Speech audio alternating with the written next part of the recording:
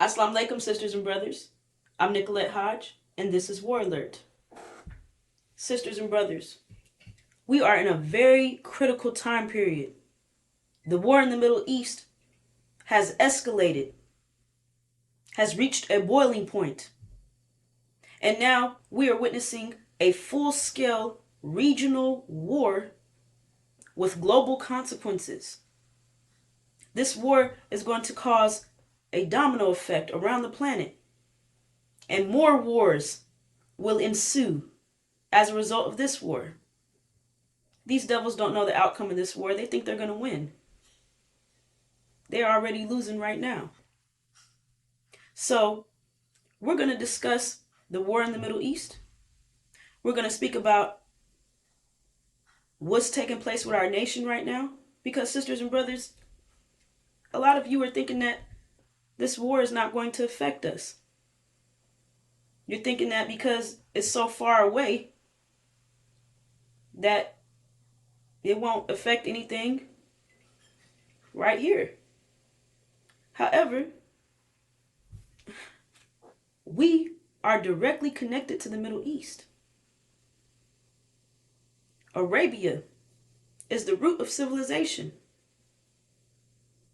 The Abrahamic covenant is our birthright. It's our inheritance, our reward for enduring 400 years of enslavement and affliction at the hands of America, Britain, and false Israel. And so, this war is about us. These devils are trying to prevent us from taking what's ours, from fulfilling the Abrahamic covenant. They don't want us to leave America. So they're holding us hostage. But America is on fire. America is burning from the inside out. This house represents the land that we are being held captive in. This is not our land. We are strangers in this land that is not ours. And they refuse to let us go. However, sisters and brothers, we have an exit. We have an exit out of America. We have that exit door. Now, what these devils have done is stolen our vision from us. So, we don't, as a people, we don't know. We don't have a direction. We don't have a vision to achieve. Because these devils and their demon children are telling us that we're sinful. We're going to get into that. We ain't going nowhere. They're telling us to take reparations. They're telling us to just buckle down and vote and help make America great again. All this BS. America was never great. Not for us. So, we have an exit door out of America, sisters and brothers. These wars that are taking place, it's about us. It's about us fulfilling our vision of the Abrahamic covenant. So, let's back up a little bit, sisters and brothers. Let's look at our history. Let's take a moment to examine our experience right here in America. Documented facts of what we have gone through. All right. All right, this is Abram's vision. And when the sun was going down, a deep sleep fell upon Abram. And lo, a horror and horror of great darkness fell upon him. And he said unto Abram, know of a surety that thy seed shall be a stranger in a land that is not theirs. And shall serve them, and they shall afflict them 400 years. And also that nation whom they shall serve will I judge. And afterward shall they come out with great substance. And thou shalt go to thy fathers in peace. Thou shalt be buried in a good old age. But in the fourth generation they shall come hither again. For the iniquity of the Amorites is not yet full. And it came to pass that when the sun went down and it was dark, behold, a smoking furnace and a burning lamp that passed between those pieces. All right, sisters and brothers, this is our history. Our history of horror. Abram had a vision of horror, and that's exactly what we endured. We served these devils. And how did they behave towards us? How did they conduct themselves? They afflicted us. We built their paradise. We built homes, had them eating the most delicious food that we could produce for them. Put clothes on their backs. We produced for them exactly how they wanted it. And they afflicted us. Let's keep moving. Let's get into the Holocaust deeper. Let's look at the pictures, because a picture is worth 1,000 words, and that's going to help make it more clear, sisters and brothers. One moment.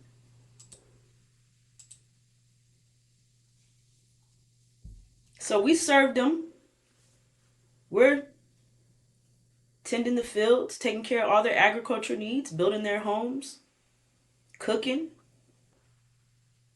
their steaks. And in return, they afflicted us, tortured us,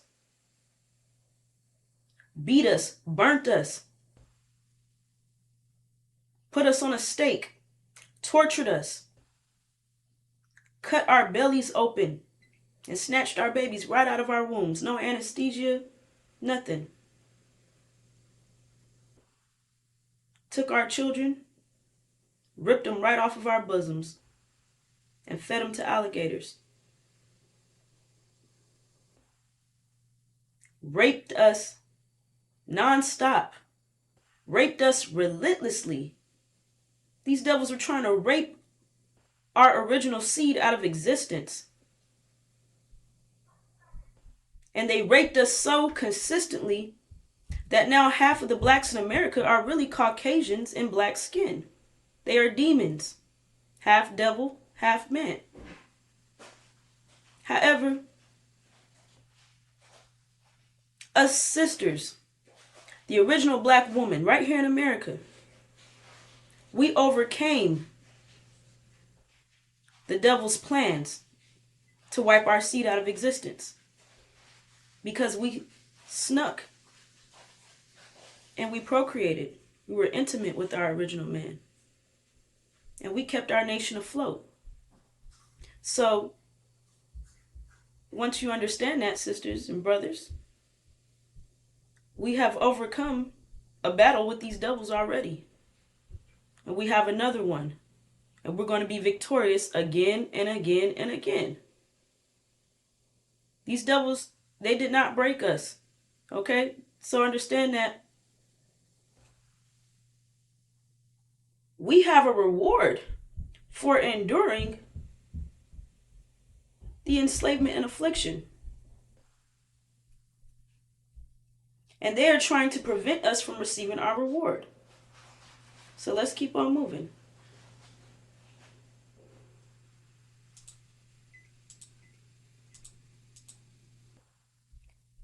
This is the Abrahamic covenant. In the same day, the Lord made a covenant with Abram, saying, unto thy seed have I given this land, from the river of Egypt unto the great river, the river Euphrates. Excuse me, sisters and brothers, my transition is, get used to this new format. The land that's between these two rivers is Arabia. Arabia is our promised land. That means that we are leaving America and we are going to our own land. That means that these devils will no longer have control over us. They will no longer control what we do, what we say, what we eat, how we walk, how we talk, how we dress. They have been controlling us for the last 400 years. So the situation is, it's time for us to unite and leave America. However, they don't want us to leave. They won't. This is,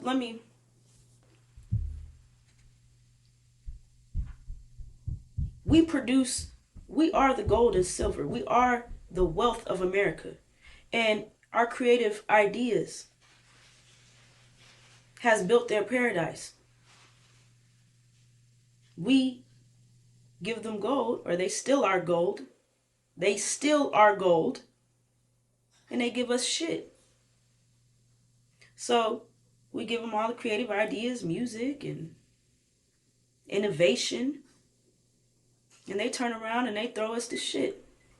Welfare, literally shitlins, democracy.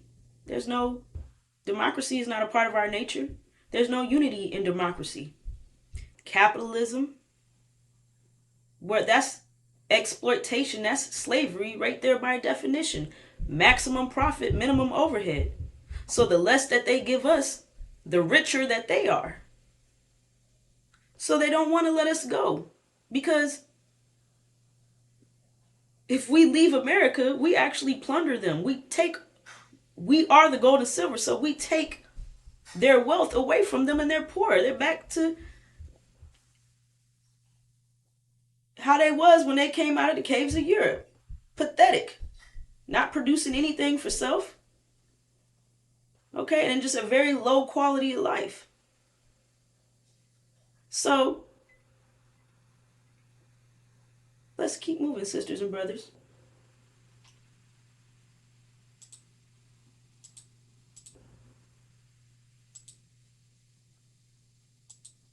So again, we're in this land. They don't want to let us go. However, we have an exit out of here. However, what they've done is they've taken our vision from us, so we don't even know that we have an exit out of America. We don't even know that there's another option. And I'm speaking about our people in general. If you think that the American dream, which is a nightmare for us, however, if you think that's all that's available to you, then you're going to be, 10 toes down. You're going to be trying to attain the American dream, even if, you die trying, which we are dying trying to attain the American dream. So that's why it's important to understand that you have a vision. That's what you're working towards. That is the destination. Our promised land, Arabia, getting out of America, complete and total separation from these devils. Okay? However, the chief demon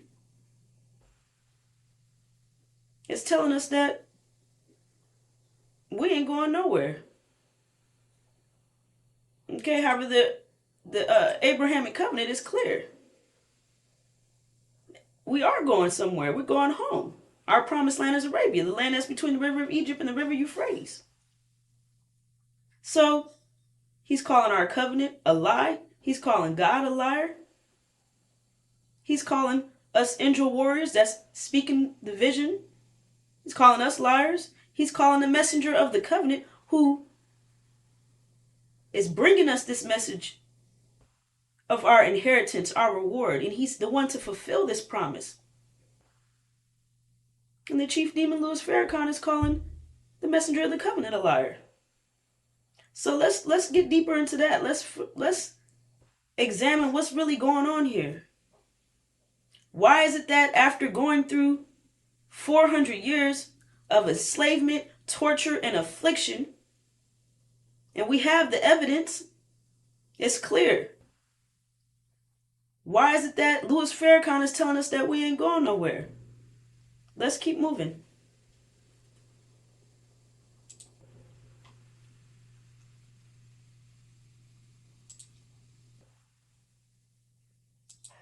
Yes. When the Muslims were alive, I'll say it again. When the Muslims were alive, now on both sides. Yes, sir, brother minister. Yes, you are. Yes, sir. That's real, brother minister. Both. That's real. Wake us up, Bill.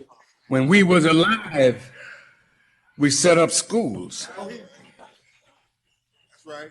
When we were alive, we had supermarkets. Right. We owned buildings. We owned farmland. We were busy doing something, hiring our people. Well, I'm telling the Muslims, damn it, if you don't come alive, you will die like you are. And I will say, thank you, Allah, because if they're not doing nothing on top of the earth, let the worms eat their onions.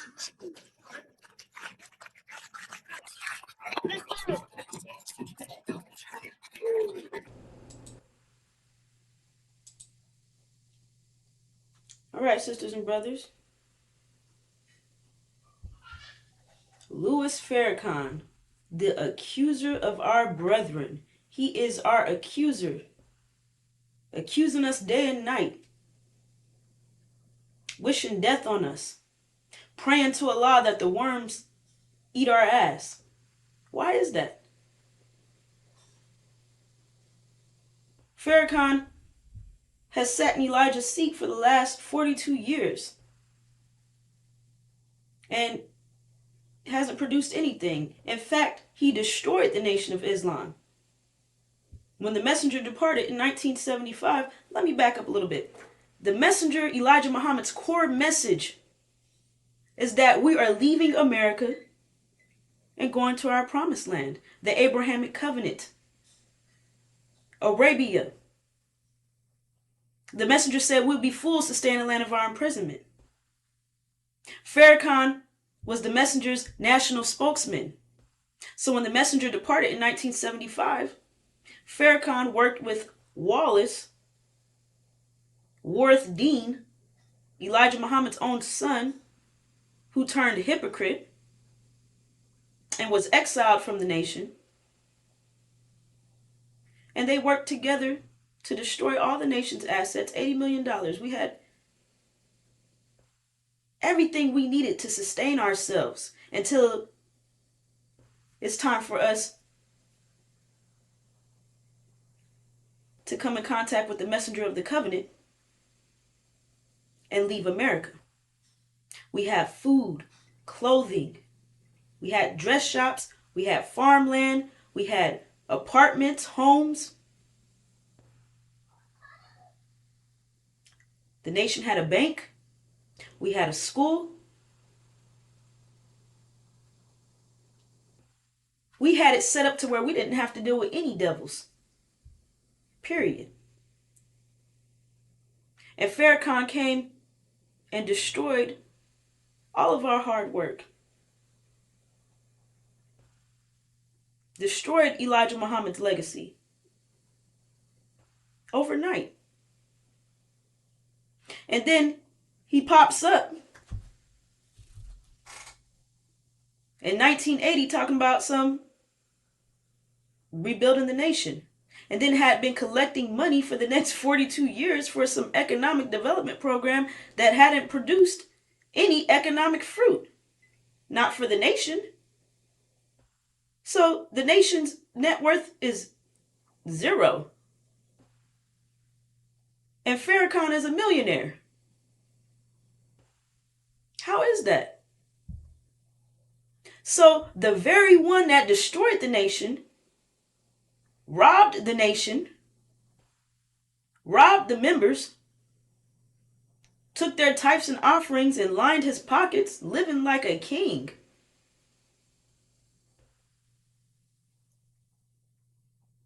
The same person is pointing a finger at us and saying that we are sinful. Look at it, brothers and sisters. Farrakhan is always pointing his finger. You're sinful. You're sinful. When you point your finger at someone, you got four fingers pointing back at you. Farrakhan is the culprit.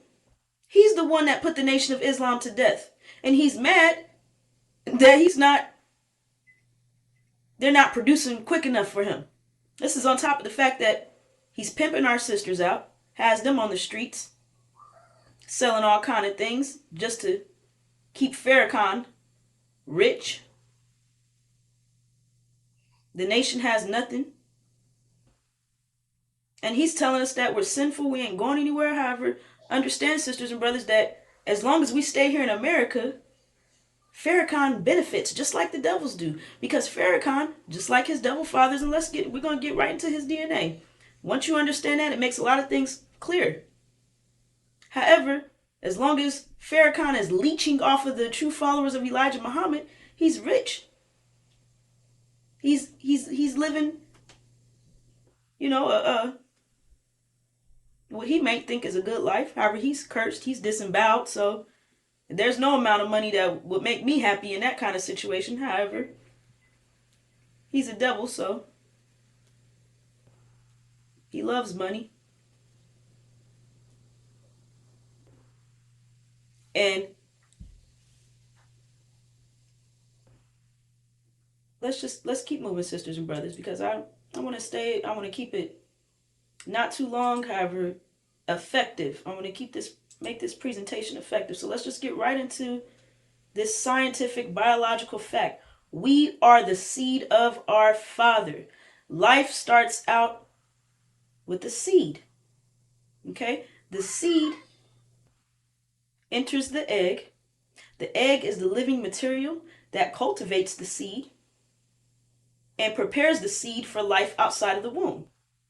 So this is a very simple diagram. Demonology, the study of demons.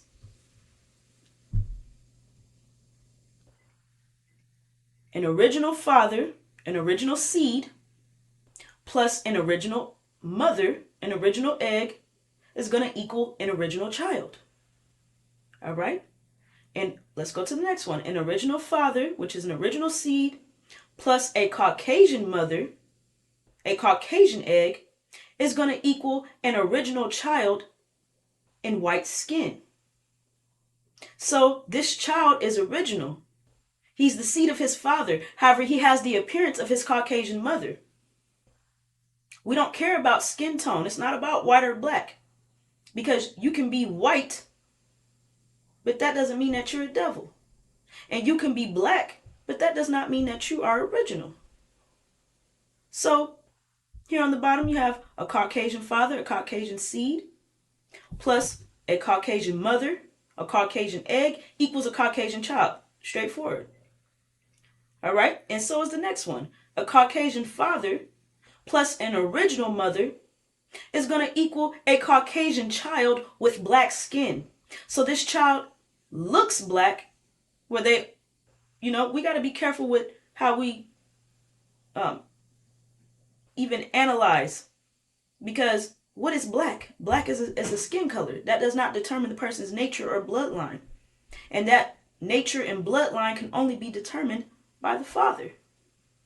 So this Caucasian child in black skin is a wolf in sheep's clothing. This Caucasian child in black skin is infiltrating the original nation and looks like us, walks like us. They don't talk like us because they're wolves in sheep's clothing, so they're talking wolf language. They're accusing the sheep, telling the sheep that they're sinful, that they good for nothing, that they, want the worms to eat our ass. That's wolf language.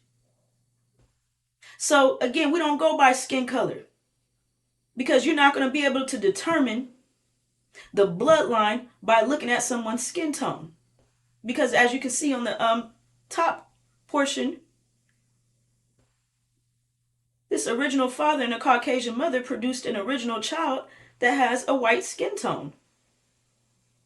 So that child will be a sheep in wolf's clothing. That child is our brother and sister, because we have the same father. So let's plug Farrakhan into this equation. and see what comes out. Very, very simple. So let's keep moving.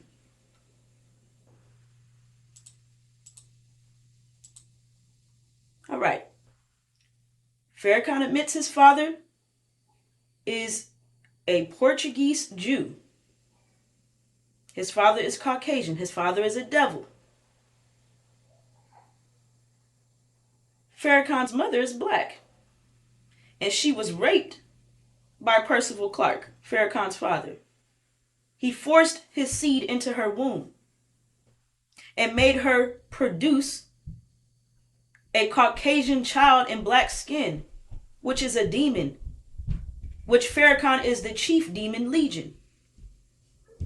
So, Farrakhan has all these ways he attempts to get around this basic, scientific, biological fact that you are the seed of your father. Your father determines your nature.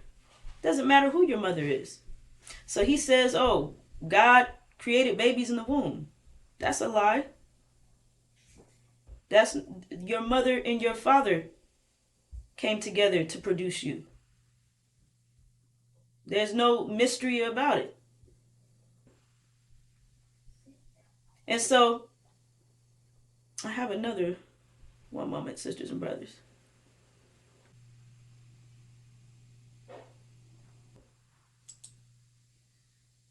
All right, there we go, sisters and brothers.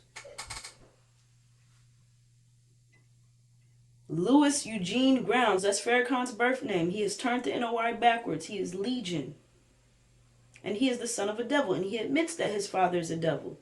So just that information right there should tell you everything that you need to know about Farrakhan. Why is he calling us sinful? Why doesn't he want us to leave America? He knows our history. He knows Abram's vision of horror. But he refuses to acknowledge the Abrahamic covenant. When you understand Farrakhan's DNA, his biological makeup, then everything starts falling into place as to why he's doing and it has done all the things that he's done. So that brings us to the next point about this war in the Middle East, because Farrakhan is also connected to the war in the Middle East. So let's keep moving, sisters and brothers.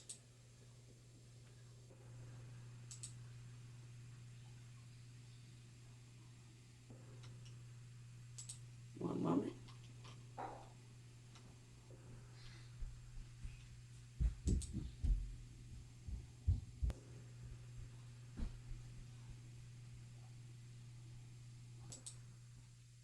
One moment, sisters and brothers. All right, sisters and brothers. So let's see what the angel says about the war in the Middle East. All right. Revelation 12, 7 through 9. And occurred war in the heaven. Excuse me. And occurred war in the heaven.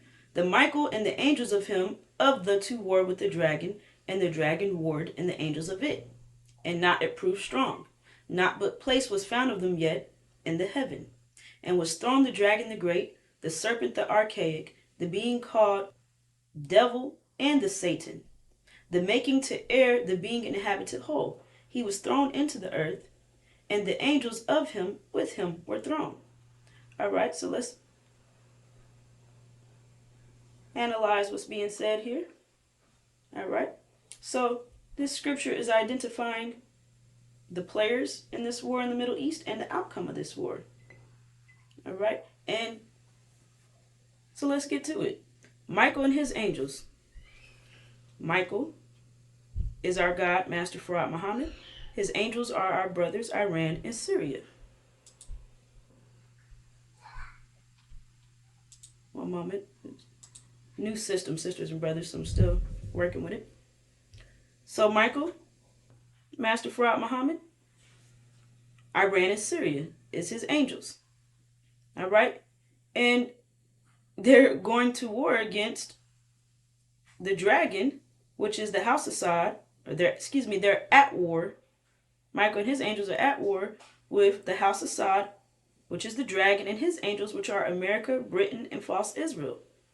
So the scriptures identified that Michael and his angels will be victorious in this war, and the dragon and his angels will be defeated. This outcome, these devils don't see this. Understand that the unsealed scriptures or revelations is the spatial perspective of the Bible. And it could only be unsealed by the Lamb, which is the messenger of the covenant. So they don't even understand what Revelations is saying. They think it's some type of a fairy tale or something spooky that you can't see or touch or no, this is real life. This is reality, sisters and brothers. Everything is physical. Everything through the angel lens is identifiable. So the angel is identifying who Michael is, who his angels are, who the dragon is, who his angels are, and tells us exactly what the outcome of this war is going to be. And that this is our foresight, sisters and brothers, because this keeps us in sync with, how do I want to say this? This keeps us in sync with reality. This keeps us in touch with what's real, because they have us in la la land. They have us totally out of touch with reality, living for the moment, judging the situation based off of how we feel, judging things based off of our emotions. So if we feel good, we think everything's good. You know, and then they're pacifying us with all this BS to make us feel good when we really don't feel good, but they're giving us alcohol, drugs, entertainment, lustful behaviors, all these things to make us feel good while they plan our destruction. So let's keep moving, sisters and brothers, because I had another graphic that goes with this. So the dragon and his angels are going to be defeated. And there's more details into that. The House of Saud is going to get kicked out the Middle East, along with America and Britain. False Israel will be left stranded and will go under siege. And they will be starved out just like they did the Palestinians and are still doing. They will be refused humanitarian aid, water, electricity, oil, all of that. And they're not going to be able to handle what they've been dishing out all this time. However, no one's going to have any sympathy because the whole world has been witnessing what they have been doing to the Palestinians since they were established in the holy place in 1948. However, most recently, with the first phase of this war breaking out with the abomination of desolation, which took place in 2023 in October. So there's not going to be any sympathy for false Israel because they didn't already, they used all that sympathy up, all that Holocaust stuff, and had the whole world feeling sorry for them. They used all of that up with the abominable destruction of the Palestinians that they've been, putting them through for a year and a half now. So let's move on to the next scripture that is connected to the war in the Middle East. Let's keep moving.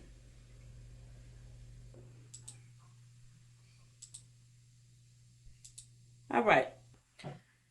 So this is further down on the same chapter. And I heard voice great in the heavens saying, right now became the salvation and the power and the kingdom of the God of us and the authority of the Christ of him, because was thrown the accuser of the brothers of us, the accusing them in sight of the God of us day and of night.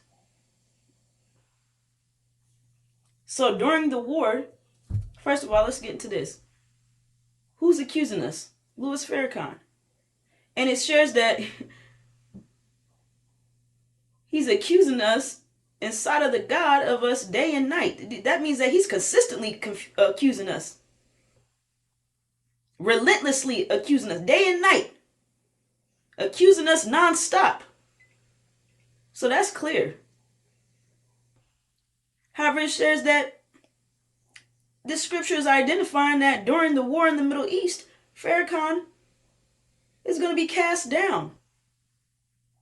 He's going to be thrown out of his current position. So that is a sign for us, sisters and brothers. That is a sign that our nation is about to unite. A sign that we're getting closer to our destination. The one that's blocking our exit. And one moment, because I go right back to this graphic.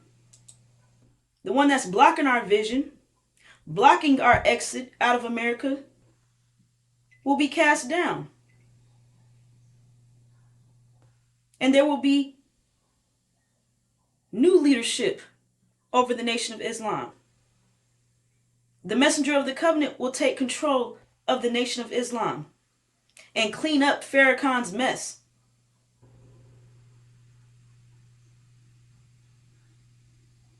And give us, continue, because he's been doing it all along, however, he's going to continue giving us a thorough knowledge of self so that we can have the tools that we need to take our power back, to take back everything that these devils have stolen from us, and get out of America, make our exit.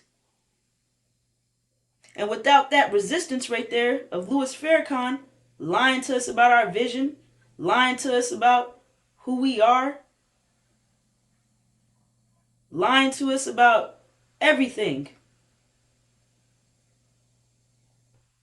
Without him right there in that leadership position that he's in right now, that's going to be a major, that's going to cause a major response from these devils.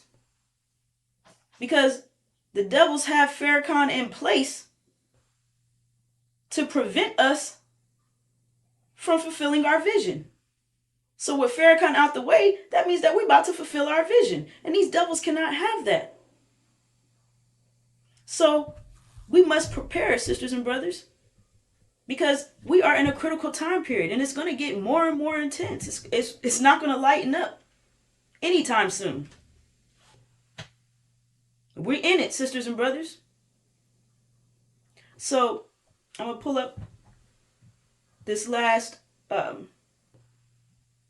visual and then we're going to close out. Keep it simple, straight to the point. One moment. All right, sisters and brothers.